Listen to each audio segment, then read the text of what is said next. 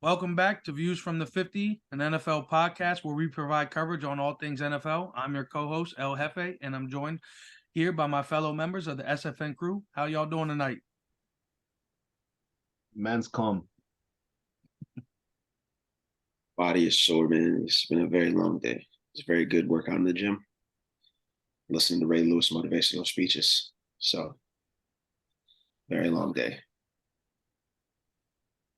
Okay. Well, let's get right into it, fellas. Talking about motivational speeches.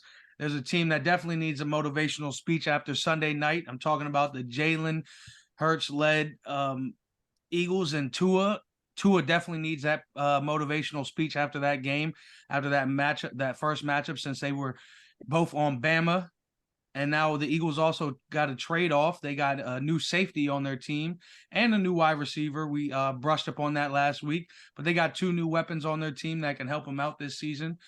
Hopefully for me, I hope neither of them does any good for them, but that's just me personally. But other than that, just being unbiased, I don't really think Julio Jones is that guy anymore. So I don't think he's necessarily going to do them any good. But as far as that safety pickup, I think he'll be a little bit more better than Julio Jones pickup. For them, I think he'll help them a little bit more than Jones will as far as their trades go. But also, I did see right before we started this, Jalen Ramsey's back for the Dolphins this week. So hopefully they won't give up 31 points again. But again, they're playing the Patriots this week, who don't really seem to click that well. But we'll see what happens. How'd y'all feel about that Sunday night matchup, though? I would say that I thought that the Dolphins would have been a little bit more prepared.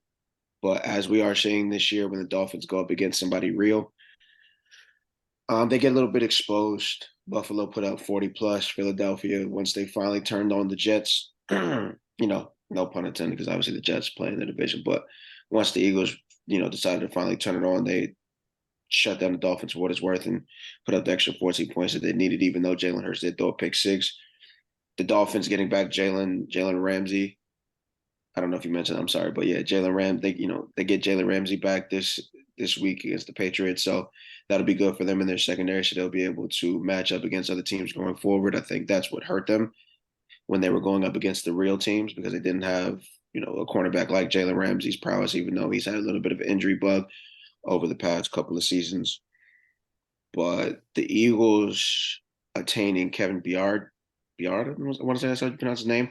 That's going to be big for them. He's a two-time All-Pro safety, as well as two-time All-Pro. He's going to be two-time Pro Bowl. So it's just another weapon to add to the Philadelphia team.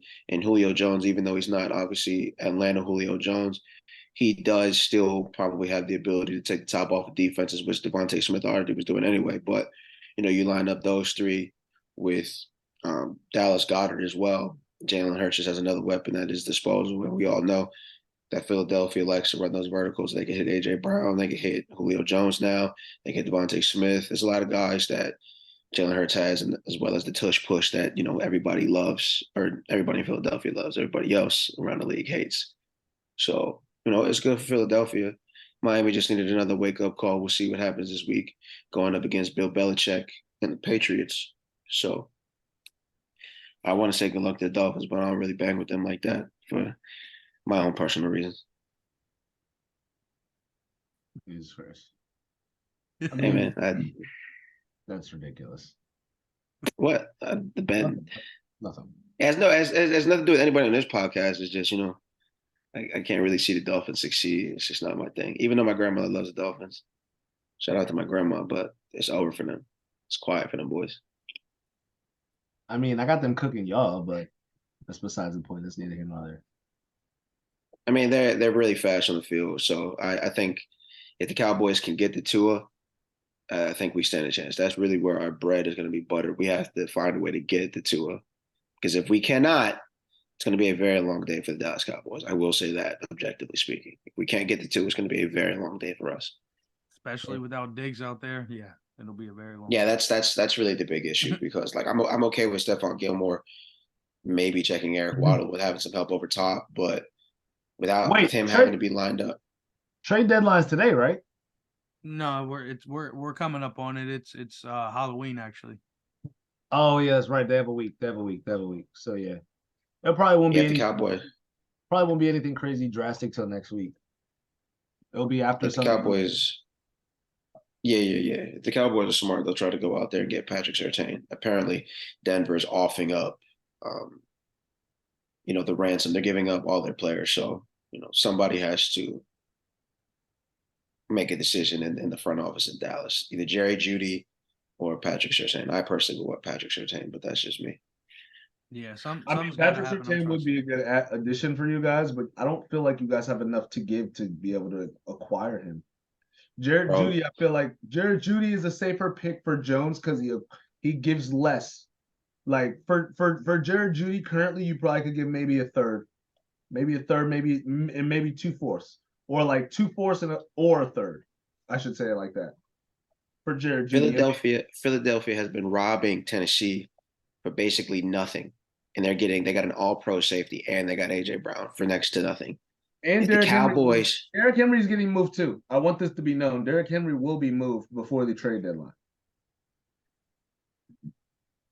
are you putting that on They already wax? said they were going to move him. Okay. I didn't know that. I didn't know that. That's news to me. No, he said that was going into week 4. They had mentioned that they were looking to find him somewhere, and they were in talks with him to try to find a contender of exactly what would be suitable for where he would go. He wants to go somewhere that's going to contend and get to the playoffs. So the question is, who are they going to be able to trade him to that they're going to get value from? And granted, you have to also take into account his age as well, and also he's been running behind a. I don't even want to say decent. I'll say a mid offensive line currently. So and what who's quarterback there is Levis starting there currently? I do believe Will Levis will be starting this week. I think Levis is starting this week, but he hasn't been starting the previous week. Who's it been? No, he hasn't. No, he has not. I forgot who it was, but besides, that's Right, neither here. Tannehill. I think it's Tannehill. Exactly. Yeah, that's who's still there, Tannehill. So it's just gonna be interesting to see what unfolds during the trading deadline because, like I said, like you mentioned, teams are gonna get desperate for certain needs, especially depending on how the weekend falls. Like potentially maybe some injuries this weekend. Some people may not be healthy. Not final diagnosis on certain players for certain situations. So it's going to be a lot of changing, in my opinion, that's going to go down before Tuesday of next week. But a lot of that is going to go down right after Sunday night, like going into Monday before the game, and then all day Tuesday, you're going to have a lot of moves. Oh, Jerry Steven, do something, please. We're tired of being stagnant. Make a move. Please, like I said, I can't see y'all giving up. Y'all got to think about it. What are you going to give up for PS2? PS2 is the best defensive player Denver has. So what would you honestly think that you guys would be comfortable giving up? I'm really curious. Couple draft picks. Draft picks. What numbers are we referring to? We also have to take. I want to pick your head. If we got some, let's talk it into fruition. Let's talk it into fruition for you guys. I'm actually. There's no talking into fruition with the Dallas Cowboys. That's the problem. Hit him with a second and fourth round pick and call it a day. Second, fourth, and another one in the future. Next year. Yeah, that's fine. Next year, pick 2. Yeah, give it to him. Cool. Give him a second round, give him a fourth round. If we have him, and then give him another second in like 2025 or something, we can get that off. I mean, we have to do something, man, because Philadelphia Eagles year in year out, they're just making moves to become a better franchise. Did y'all play Parsons? Not yet. No, he's still on his rookie contract. So you still got to pay. So that means if you get PS2, you got to pay Parsons. PS2's contract will need to be renewed before next year, if I'm correct. There's got to be ways. There's ways to manipulate the salary cap, or you just take that penalty. We have the money for it, man.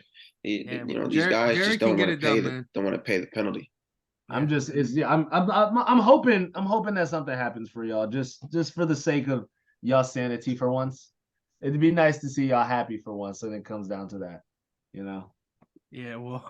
Speaking of teams though that weren't happy this past week, the Detroit Lions, man, they got absolutely dismantled this past weekend, 38-6 by the Ravens.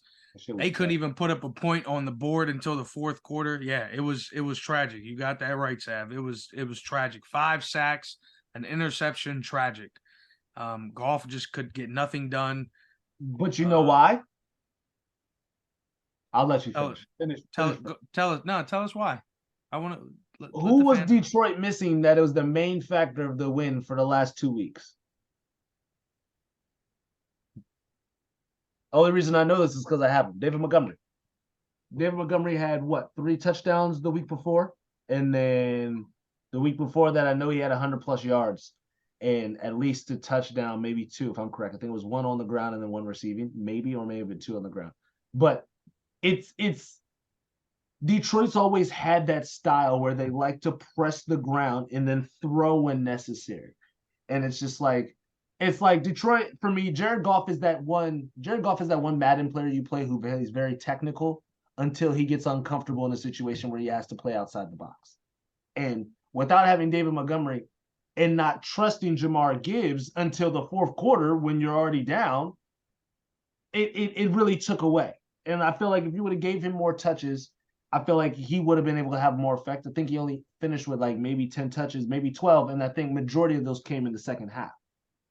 So David Montgomery, in my opinion, not being there contributed to the offensive style being capped because once again, you're not prepared for a running back who you really haven't seen, who really hasn't done much. Jamar Gibbs, I want to say maybe had a touchdown or 2 prior to a couple weeks going into the game. So it's just one of those situations where your main contributor that you've been relying on is not there.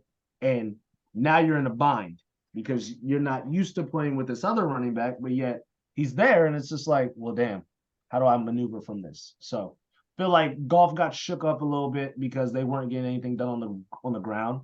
And it was one of those things where now you have to maneuver, and it was too much for him, in my personal opinion. Yeah, I mean, you look at Jamar Gibbs' stats. He's got what 40 less carries. He's played in all 5 games. He does average about 5 yards on the ground, 5 yards per game on the ground. But I mean that is a very valid point. I also think that played a part in it because I don't want to necessarily say that the Lions like this is more about the Lions loss and the Ravens just coming out and being impressive and showing that the Ravens are one of the elite teams. I think the Ravens have kind of been looked over. But Lamar Jackson is having an MVP caliber season, similar to where it was prior. He went, 21 for 27 for 357 and 3 TDs against, I mean, a very stout Lions defense, if we're going to be honest. And for what it's worth, even with David Montgomery, not to, say that you're, because I agree with you. David Montgomery is a big piece, whether he was in Chicago and just the way Detroit's offense has been. Detroit's been a very physical team year in and year out. That's just how Dan Campbell likes to run things. But the Baltimore Ravens, their offense was just firing on all cylinders. I think that's what Ravens fans have been waiting for this entire season. They've been waiting for this Baltimore team to really show out. I mean, Zay Flowers, 4 catches for 75 yards. Gus Edwards had a reception, obviously, the 80-yard TD. Mark Andrews 4 for 63. Even Odell Beckham was here to the party. Odell, everybody was like, all right, Odell. Was Joey Porter Jr. said, hey man, go home and be a family man. Odell said, no, I still got time. That check's not ready to be cashed yet, So I do think Detroit was missing David Montgomery. But even with David Montgomery, who is to say that Baltimore still just doesn't put it on? They might have like 1 or 2 more. For sure. Yeah, because Baltimore's defense also was firing on all cylinders. You know what I mean? So, but no, I definitely agree with you there. David Montgomery missing for Detroit definitely takes a dimension out of their offense that is obviously part of a well-balanced attack, especially with Jared Goff. You don't want to put too much pressure on Jared Goff. That's what I think we've noticed, with his career. You never want to put too much pressure on Jared Goff. And to your point, there was a lot of pressure on Jared Goff to perform, and he reverted back to the Jared Goff that got him sent out of, I guess, St. Louis at the time, or Los Angeles. And it was very unfortunate to see because, I mean, I was expecting to see a much better performance, a much better game than what we saw. We literally saw just absolute bullying of one team. It was, yeah. I mean, hopefully, let me see who the Lions play next. Hopefully, they play Monday night against the Raiders. Raiders aren't anything special, so hopefully I can see the Lions turning it around on Monday night. But I mean, if they don't. It's unfortunate because they started really well this season. I was looking No, I mean forward to a great season. they'll still win that. They'll still win the NFC North. Yeah, I don't think I Minnesota think has much to offer. well, It's gonna be Minnesota's starting to interesting. click.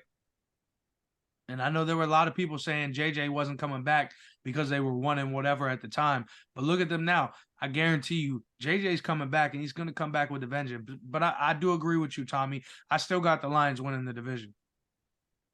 Now, are the Vikings clicking because JJ is off the field? That's a very good. I mean, probably Hmm. not, but Hmm. just something to think about. I don't know. I mean, the defense has been playing a little bit better. And that's obviously not because of JJ. So, but other than that, I Dan mean, Fran. yeah, it was an interesting game, but we'll get into that. Let's get back on track real quick.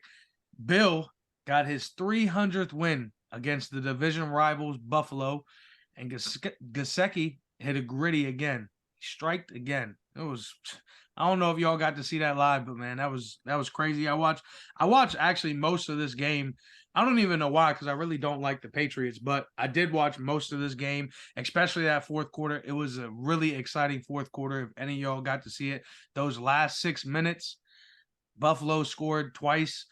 Then Mac Jones did something I didn't think I'd ever see Mac Jones do, but Mac Jones got it done.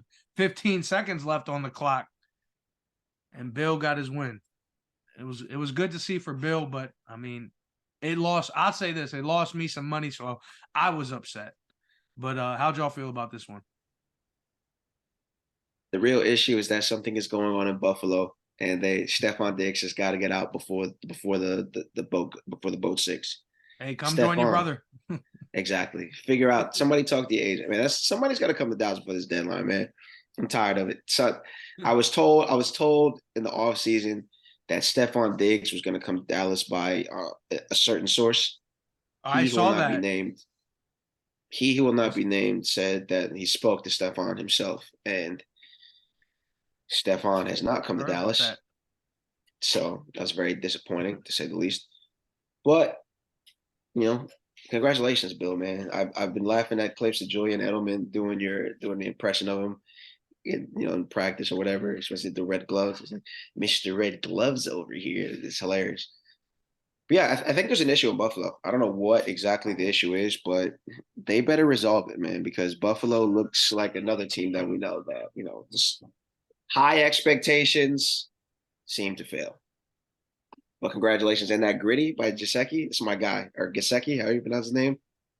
What a stylish dance, man. But we also need to not make fun of Mac Jones, because Mac Jones actually has hit the gritty before. There is a clip of him actually doing the gritty.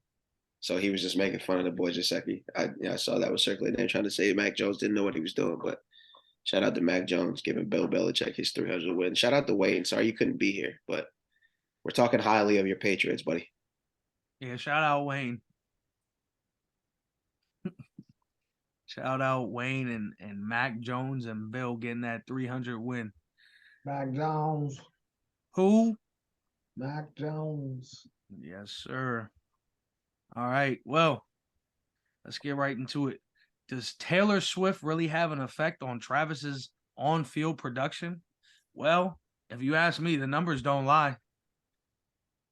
If you, I mean, he when she's not in attendance, for those few games, his numbers were a little down. It wasn't looking too promising. But other than that, when she's there, I see damage being done on the field. Side note, real quick. I'm sorry. We just talked about the Bills. I just wanted to bring this up. Did y'all know that they signed Josh Norman? What? You're talking about the cornerback? Yeah. They signed Josh Norman October 10th. And then they put him on actually October 9th, put him on the practice squad October 10th. And they just elevated him and Andy Isabella from the practice squad to the current active roster and placed Dawson Knox. You mean the old Josh Norman, the one who used to play for the Commanders and the Panthers? Yes. Yeah, they're doing great. I guess they were the Redskins at the time. I'm sorry. Yeah, it was just very interesting. I thought I was tripping when I seen it. I was like, whoa, hold on. And we were just talking about it. Yeah. Interesting. Hate to see it, Buffalo. Hate to see it. That's tragic. Woo. Yeah. I don't know what we're gonna do about that. We're gonna have to pray for them boys. Actually, I was watching the He's '92 Super 35? Bowl win documentary against Buffalo. We just need Buffalo to go back to where they belong. Oh, he's actually playing in the game currently. He has 1 tackle. Josh Norman, Yes, he's currently playing. Number 29. kudos to that guy. As a matter of fact, kudos to that guy. Congratulations, man. Welcome back to the league. We love to see it. 35 though? I didn't know he was 35. I knew he was old, but I didn't know he was 35. Hey, man, let him get to it. Hey man, But hey, FA, to your point, I mean the numbers don't lie. When Travis Kelce is left to his devices, as they said, I think he only averages like 40-some yards, 45 yards, as opposed to when Taylor Swift started showing up, he started averaging around 99 yards a game or 90-some yards a game. So, good for that guy. If the tender love and care of Taylor Swift is what really gets Travis Kelce going, so be it. I just hope she doesn't make any scathing songs about him. Because I heard a song earlier today, Dear John. Do you guys know that John Mayer is a groomer? Because John Mayer was grooming Taylor Swift. She was 19, he was 32 when he was dating her. I just found that out today. I heard the song. I was listening to the song and I heard the chorus for a second. I was like, wait a minute. This sounds a little crazy. And then you get further into the song and you hear her say, Oh my I was God. 9. It's like, I was 19. Yo, Don't you think that's a yo. little too young? I was like, oh, wait a minute now. We got to look up the time. We got to look up the distance and age. What? We looked it up. What? Look, Hey, bro. What? I'm just saying. What? We're on the topic of Taylor Swift. And I discovered this information today. I don't know if I'm turning into a Swiftie myself because of all the coverage and I'm seeing her everywhere. Gosh, not What? you too, bro. Not you too. What is going he's on gone. right now?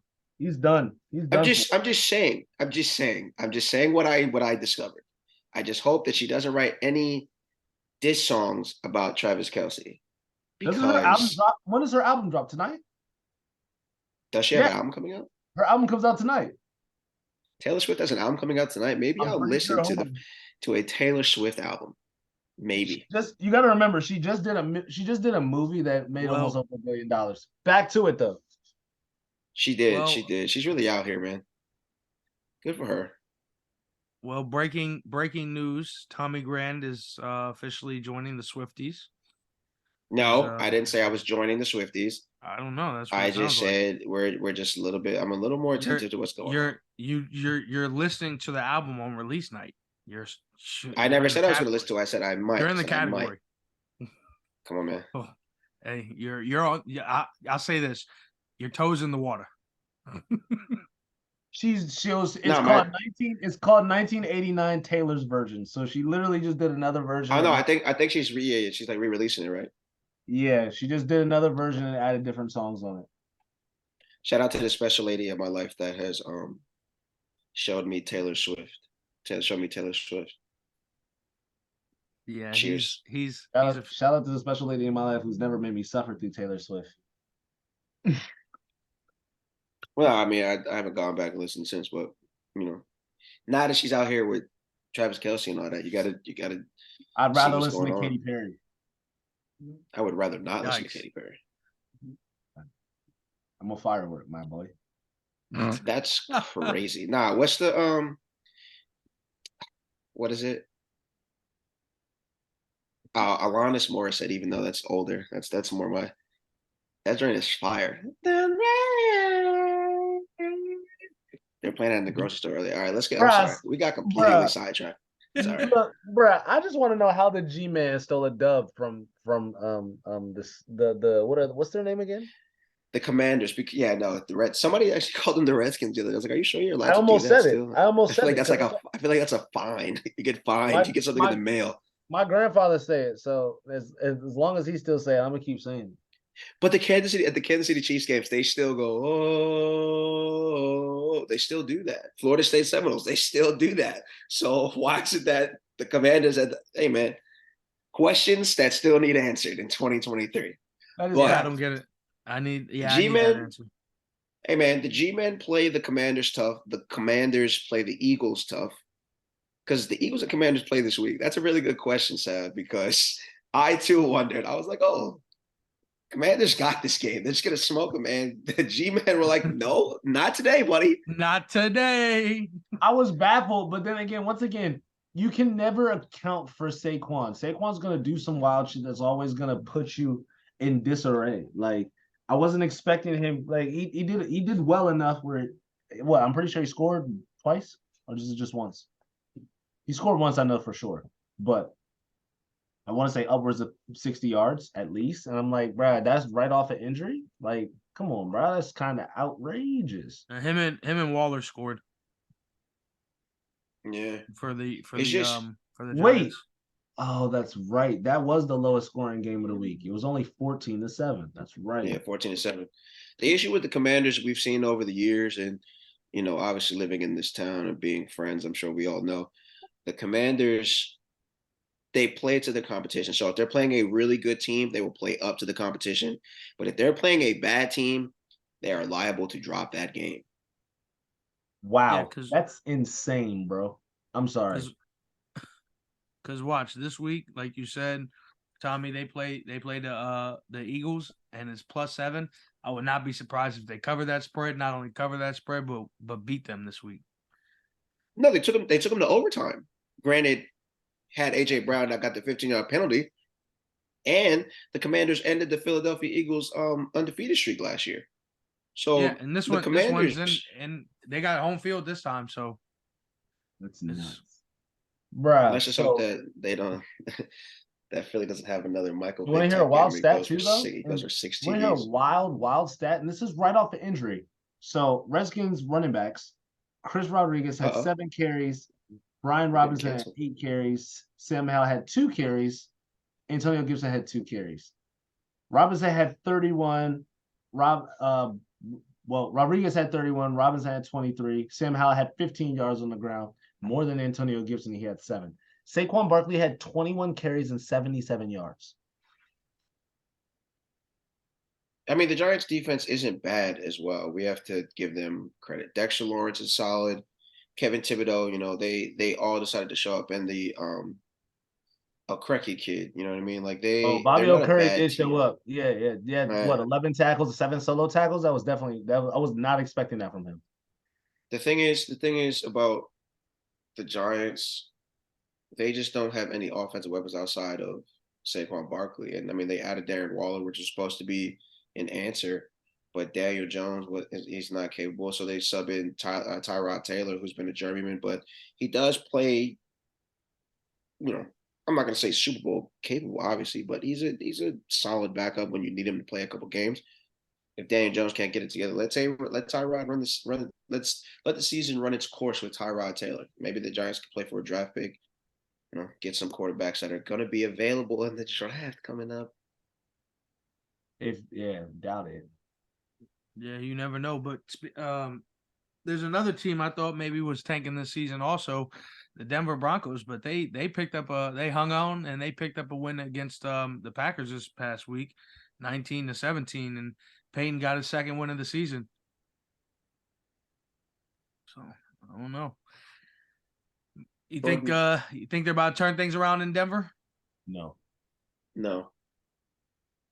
It's probably the first time me and Sam have agreed. No. On anything. Crazy. Well, no, we agreed about David Montgomery earlier, so that's not true. Yeah. But... It's all right, don't worry. They got the Chiefs coming up this week, so it's going. Russ had 194 and 1 touchdown, 20 and 29. That's not bad, given what it is. But with the receiving core you have, you should be able to get the ball out. You guys should be doing more intricate routes where you guys are getting things done. And you have a running back who's supposed to be a force, but barely can do anything. And I won't say a spectacular year, had an above average year last year than what you expected a rookie running back to have. And then to display the running efforts that you're giving this year are very par to where you were slated to be, in my personal opinion. Cortland Sutton still looks good week to week, in my opinion. He's been doing well. AJ Dillon, in my opinion, is probably I don't like talking about him because I have Aaron Jones on fantasy. So it's just like I hate seeing him flourish, but for the mere factor of his career, I enjoy him flourishing, if that makes sense. But and Jordan Love didn't look bad until he threw that pick, but Jordan Love is not. He's not the answer, unfortunately. He's not the answer, unfortunately, in Green Bay.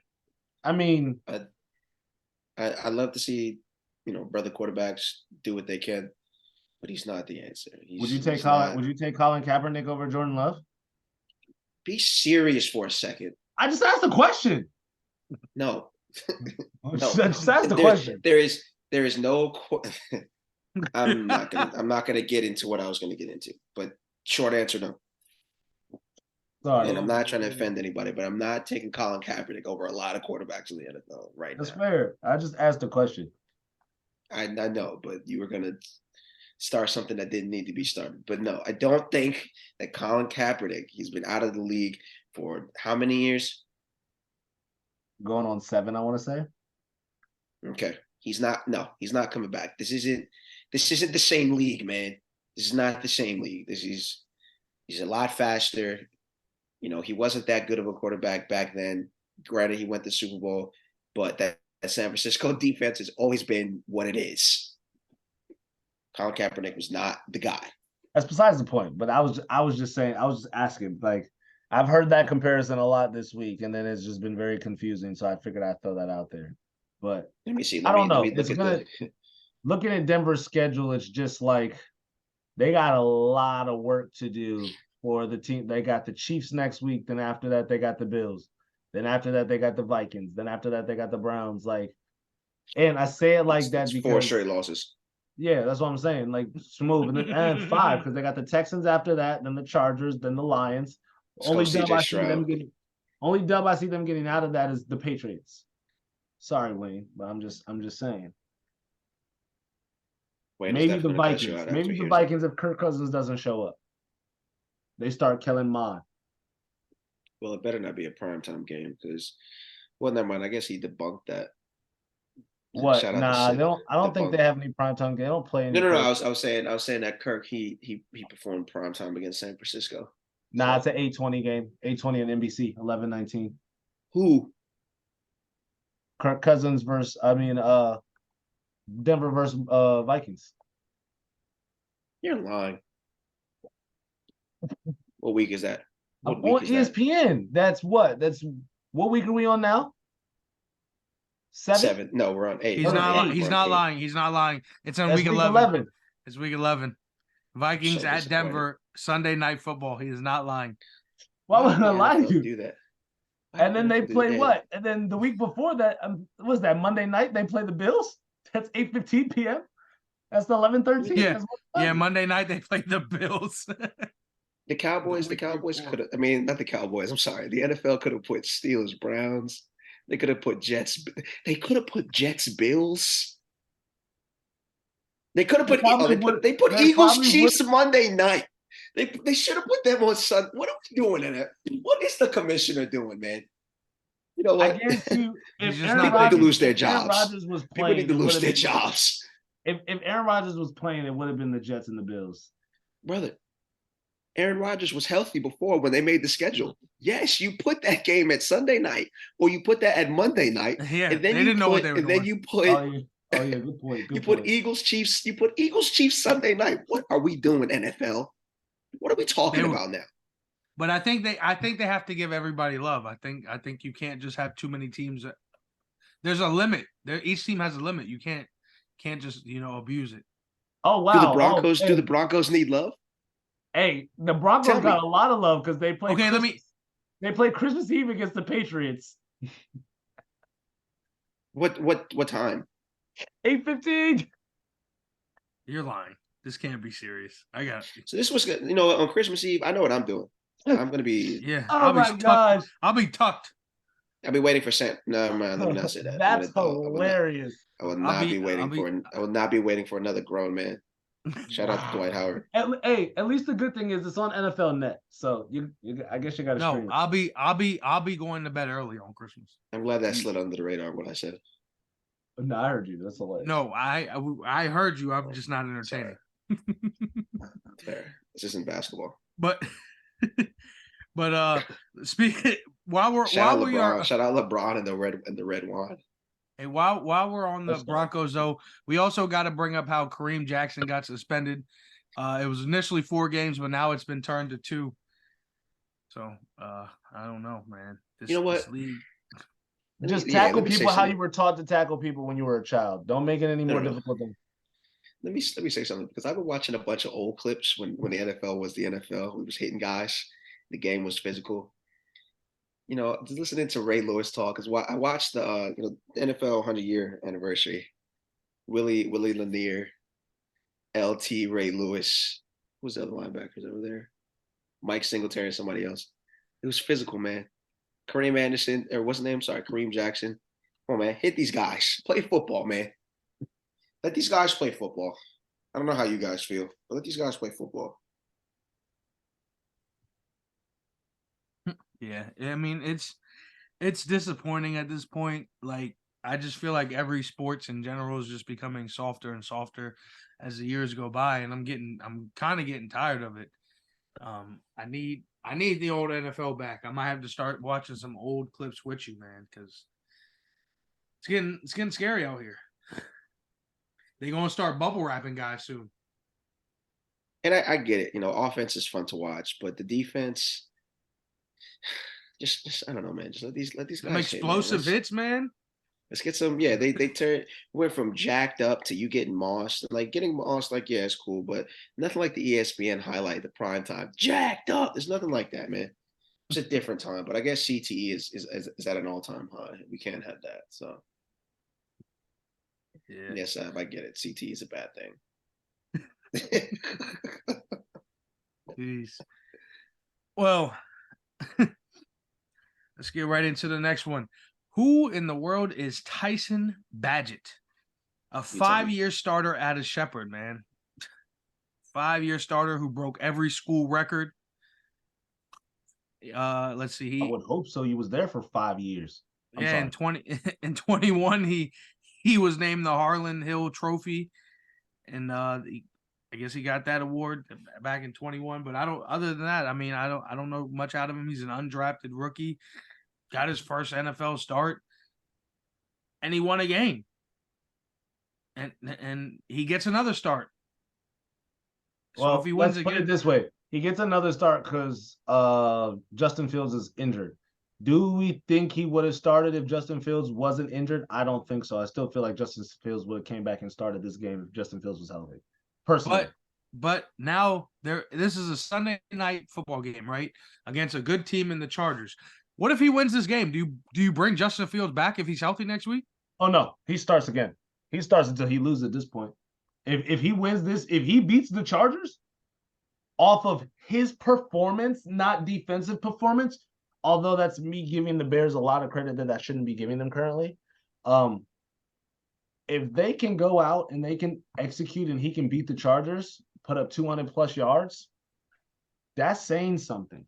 That's saying that you can't blame coaches because he's doing the coaches was telling him to do. So that now puts in question what anything that Justin Fields said about the coaching that he didn't want to blame on himself instead of taking the accountability. So it's going to be interesting to see because, like I said, that was his first start. First start, he had 72.1 completion rate, 245 passing, 1 touchdown, it was like 49.5 QB rating. So it's one of those situations you got to let it play out. I mean, you really don't have a choice because Fields is out right now. It's like even if Justin Fields wasn't out, what other quarterback do you have? You would have to go out and pick one up. You know what I'm saying? Realistically. So it's going to be interesting. I think other than that, they are healthy on the receiving core. Let me double back. But other than that, if they're all healthy receiving wise, they should be fine. Yeah, I think they're missing St. Brown's brother, and he's like what, 6'5". But other than that, they got DJ Moore. Darryl Mooney's a good target. Tyler Scott's a nice rookie addition. Their running back core is really the only thing that is like very iffy, in my personal opinion, that they lack in, and their offensive line is kind of out. Their 2 main starters in their offensive line are out. So it's just going to be an interesting game. But like you said, if he wins, I think he'll start. I think he'll stay in and start. I mean, they are. I'm pretty sure that the Bears feel that Justin Fields is not the future right now. So, I mean, rock with what you got, especially if he beats the Los Angeles Chargers. I'm with you. I'm with you, Sav. Let him rock out, man. Let him do his thing. Because I surely didn't know who he was. Thank you, FA, for letting me know, and Sav, thank you for letting me know, because I was like, "Who are you talking about in pre-production?" I was like, "Who is this guy?" Hey, shout So, out Wikipedia and ESPN for the vital information, because before I read up on that, I didn't know either. but shout out to Shepard, my cousin. My cousin was a running back at Shepard, so shout out to them. Stay away Yeah, from my the cousin was a Klansmen. hooper at Shepherd, so and that's how I figured. I found out through him who he was, and I did my research, and I was like, oh, 5 years, you broke a lot of records. Yeah, Nice. well, Stay away from let's the Klan. we got to see what he can do this Sunday night football, because the lights will be bright, Big and bright. it'll only be one game on, so we'll be watching. Tyson. But speaking of lights bright, speaking of only one game on, this past Monday night, I had a smile from ear to ear when I watched the 49ers go down yet again. You know, it was just a beautiful sight to see. It's something that I wish it would be 3 straight losses, but we're not going to get into that. But to see these 2 straight losses is a wonderful thing. Debo being out definitely hurt them, but McCaffrey, I mean, he was still in there, so I mean, what's the excuse? They can't run the ball the whole time, and Ayuk is mid. When you don't have Debo to take a factor away, Ayuk becomes mid. Ayuk is not a good enough receiver, in my personal opinion, to flourish without somebody else to take the light off. And once again, this is what, week 2 without Debo, and we've seen it. Even with Kittle there, there's still not enough for you to break out because Kittle is so iffy in the way that Brock Purdy plays.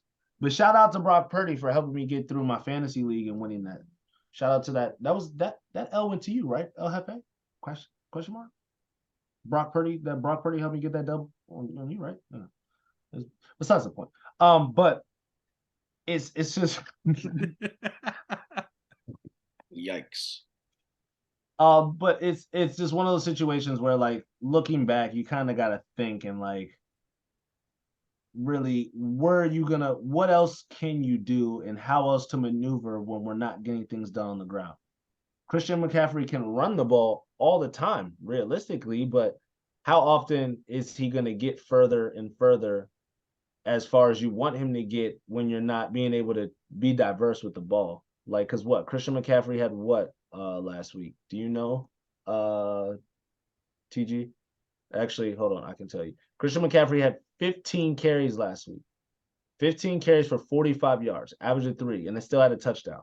So, once again, if you look at that and then breaking down, Kittle and Ayuk both had 5 receptions.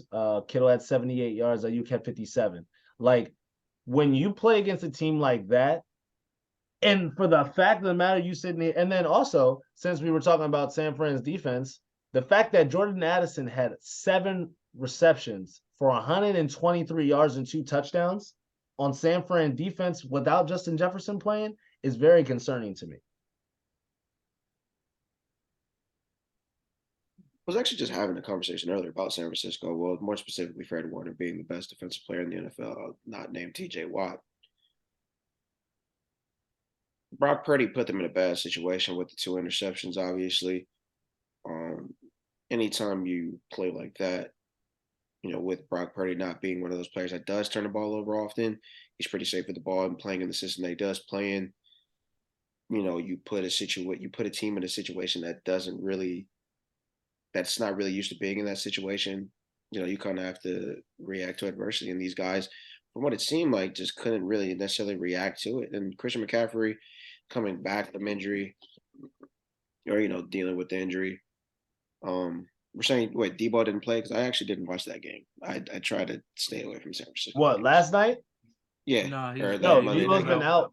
Debo was out. So Debo's still out. Yeah, so I mean, even though Debo isn't the primary target anymore because Brandon Ayuk is, when you take somebody off the field as dynamic as Debo Samuel, as we are seeing, it's hurting Brock Purdy and that system.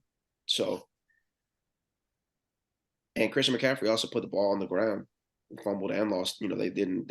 Minnesota recovers the ball. So, I think these turnovers are really hurting San Francisco. They're putting teams in positions to, score quickly on the San Francisco defense. That is it's a very daunting task to do, but you turn the ball over on short field, and most NFL teams are all professionals at the end of the day. So at some point, they're going to strike gold. So I don't know what San Francisco is going to do, especially now with Brock Purdy and concussion protocol. Again, going back to how I feel, sometimes you just got to hit the quarterback. Man. You got to. They'll be straight down the road, but they got Sam Darnold coming off the bench. I feel like it's sweet. Sam Darnold is not the guy. Yeah, I'm not impressed. I'm just not impressed. Not impressed whatsoever. But to be fair, he can fill the role that they need. But they're going up against Cincinnati. Cincinnati's starting to click right now. So, but just I don't see him. Even going back, looking at Debo, like Debo hasn't had a full game since he played Jaw, and even when he played Jaw, he only had 3 receptions for 55 yards. And then going back and looking at last year's Debo, around this time he was averaging just about over 100 yards a game. But once again, that's also without Christian McCaffrey. So adding Christian McCaffrey changed the dynamic of how their offense is ran now, which I feel like is, instead of adding Christian McCaffrey to the offense that they were already were running, I feel like they've changed it to cater around Christian, which is the same thing that the Panthers did, and that's why you never had DJ Moore getting the ball when he was supposed to be getting the ball. Seems like they're taking away less from the receivers than what you would expect them to be as far as how they were last year, in my personal opinion. Because, like, even still, they do move the ball quite a few receptions. Like I said, 18 team receptions on the ground, 41 touches on the ground as a total. Like, it varies from week to week, but even still, like, looking back, Debo's at the lower percentage of majority of all of this compared to where he was at last year. And I feel like it's also changing the offensive format on how things are being ran over there, which I feel like is what's hurting them currently. Yeah, well, we'll see what ends up happening with the 49ers and Brock getting in concussion protocol. I don't think that's any good for them. It's a spell of misery. But Sam's right. They'll be fine. There's not going to really be any shortcomings towards the end of the season once the playoffs. They'll still win the division. And I just think right now it might be a little shaky if you have Sam Darnold at quarterback. I don't think he's that great. And if you still have Debo out, do you really expect him to go out and get a win? Especially against the Bengals. Sam Darnold and Brock Purdy are two different quarterbacks. Sam Darnold's a quarterback that tends to rely more on his tight ends, versus Brock Purdy tends to rely more on his slot receivers. So I will say this. After this game, they have a bye week, so I could definitely see them just going ahead, letting Debo rest this week, letting Brock sit out this week. I could definitely even see them go ahead and say, McCaffrey, sit this one out just because we got a bye week next week. Go ahead, drop this game and come back strong after the bye week. I could see it. They just lost 2 straight. Isn't this week a divisional game too? Who do they play this week? No, they play the Bengals. But I'm saying after the bye week, McCaffrey has a streak. McCaffrey has a streak going. He has a touchdown streak going. After the bye week, they play the Jags, the Bucks, the Seahawks. They're gonna go on a straight up win streak after that, regardless. Yeah, but in my eyes, they're not gonna rest. They're not resting McCaffrey. You need McCaffrey. Yeah, he's still on the streak. No, he's not. Oh yeah, he is. No, he's still on the streak. No, he's not. He hasn't. He scored a touchdown. He didn't score against Minnesota. He didn't score against Cleveland. He had a reception touchdown. Yes, he did. Is it receptions included in that as well? It's any No, it's just touchdown. Yeah, it's just he scored a touchdown in any way, shape, or form. Yeah, a receiving or rushing touchdown. Yeah, it's just him just getting a touchdown. Just the player. That's what they're talking about right now. I forgot how long it's been, but it's definitely been over a season. at this point. I mean, it's You got a it's receiver? an I incredible. don't see it. What am I missing?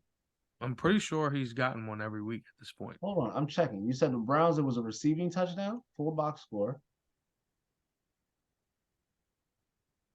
Yes. Okay, you're right. Yeah. Yeah. 3 yards, 3 receptions, 9 yards, 1 TD. Okay. Yeah. So it was a pop He pass. scored a touchdown in 16 straight games. Yeah. Yeah. So basically, pretty much almost a full season. So yeah, which is crazy. He'll continue to play until he doesn't score. No, I'm just saying I'm pretty sure you get bread for that. When you get bread when you beat certain accolades, if I'm correct. It's a bonus on your check, if I'm not wrong. Yeah, and I have no apparently idea. if you kept betting for him to score at any time touchdown, you would have made 480,000 during this streak. If you kept like rolling over the money that you've won on each bet, you'd have made Yeah. $480,000. Wow. That's crazy. Well, I would have pulled out at 240. See you. yeah, that's crazy information. Crazy part is the 1 week somebody going to bet, or the 1 week I would bet, he's not going to score. So I'm staying. I was gonna say that, but I'm just gonna. I don't want to put that. I don't want to put that in the air. But You gotta wait till the odds are nuts and then just say let go and let God. I'm not betting anymore ever. Yikes. That's a crazy thing to say ever. That's a long look. That's a long time. Yeah, I know how I feel. All right. Well, it is what it is. Maybe I just say this: never say never. Just never say never. I will never say never.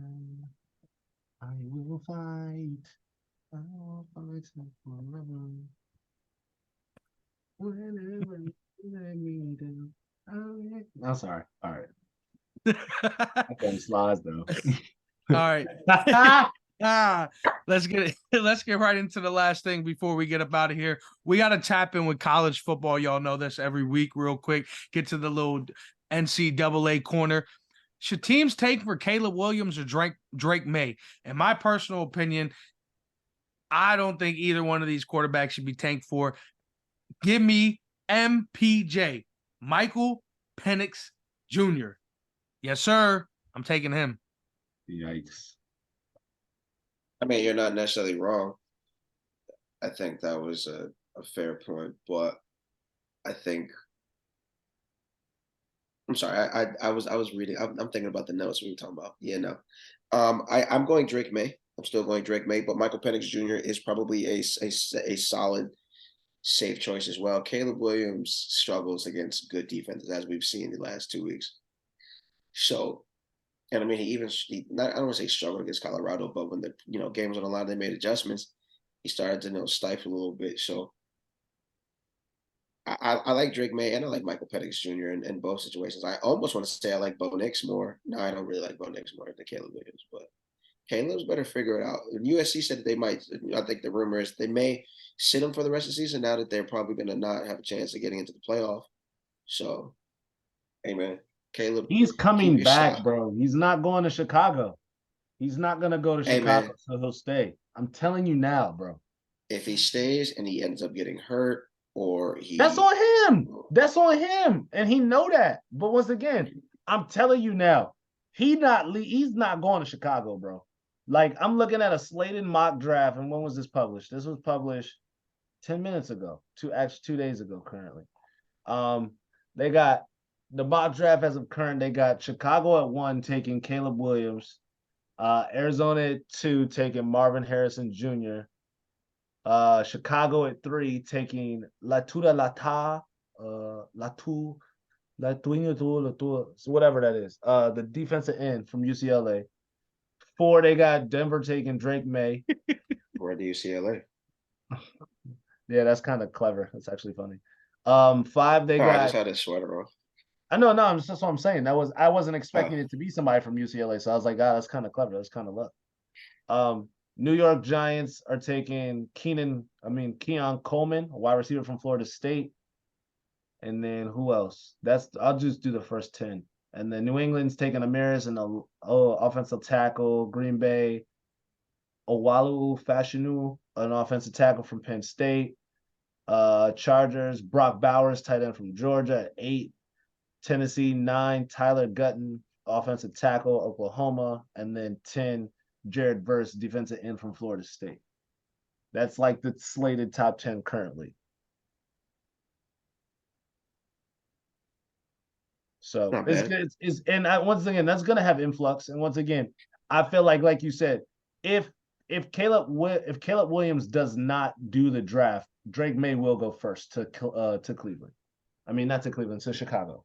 I do see that. Yeah, I just think when you're looking at Drake May, what he's offering, what we've seen from Drake May versus what Caleb Williams has shown in the past 2 weeks, like his stock is almost dropping. You know what I mean? Like he's performed bad. Like obviously you don't want to. Sorry, I didn't mean to do that, but throw pause. I'm not getting into that anyway. Let's move forward. I think Caleb has to be careful with what he wants to do right now, because you're only as good as your last game, and his last 2 games have not been great by any means. Notre Dame smoked him. They had him looking like he was seeing ghosts on the field. What do you have, 2 or 3 turnovers in the first half?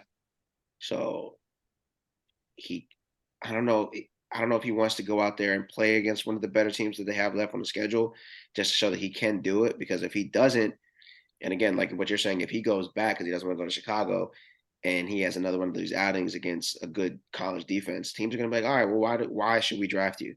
Why should we waste our time? Especially with what he's asking for too, because he wants stock. He wants part ownership in the team that drafts him.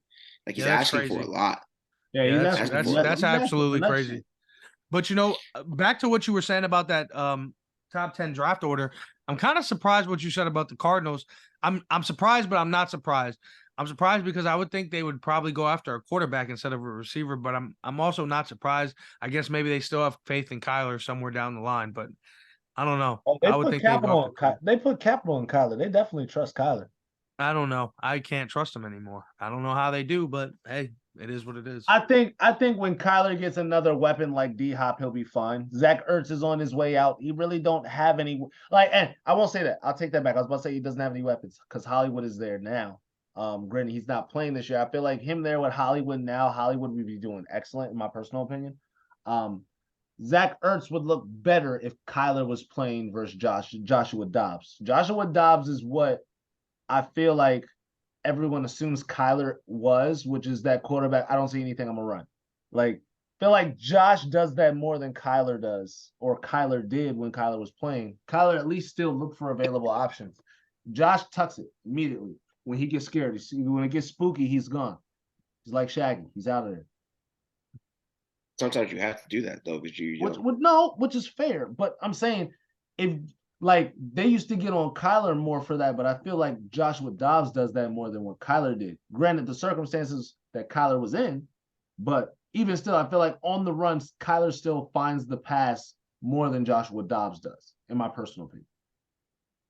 IMO. Well, that's fair. Bro said IMO. It's been a day of abbreviations, but that's outside of this. That's outside of this. That's a different conversation. Oh man. When is Kyler coming back? Let me check. That's a great question. Because they said at the time he's supposed to come back, Call of Duty 3 is dropping or something like that. Some new Call of Duty. Yeah, he's not coming back. If that's the case, we won't see him on the field. And if we do see him on the field, bet against him every week. No, he's still on the PUP list. They have him on the PUP list still. When he got injured originally, it was what? And they said Cardinals okay with physical risk of Kyler's return, so they're willing to risk him playing. Oh, that's fucking nuts. Yeah, so he went out. I want to say it was like before season started. They have. Yeah, that's absolutely terrible. But I mean, the Cardinals, regardless, he tore his ACL, didn't he? Their season's done anyways. Even if Kyler comes back, there's no chance. They have 0 chance. Yeah, well, at this point, there'd be no purpose to let him play. But if he, like they said, they may let him play if he wants to. I mean, we'll definitely see what happens with Kyler. But I mean, personally for me, I don't even think he needs to come back this season. There's no I don't think there's any chance of them making the playoffs. Definitely no chance of them winning that division. So might as well just sit at home and continue to play Call of Duty on your PlayStation. That's just me. What was that? And they just said it feels like Murray's return is imminent. Yeah, we'll see what happens. But outside of that, I appreciate everybody for stopping by this week. Thanks for watching. You can follow us at IG at Views from the .50, YouTube Views from the 50 podcast, Spotify and Google Views from the 50. And other than that, we'll see y'all next week.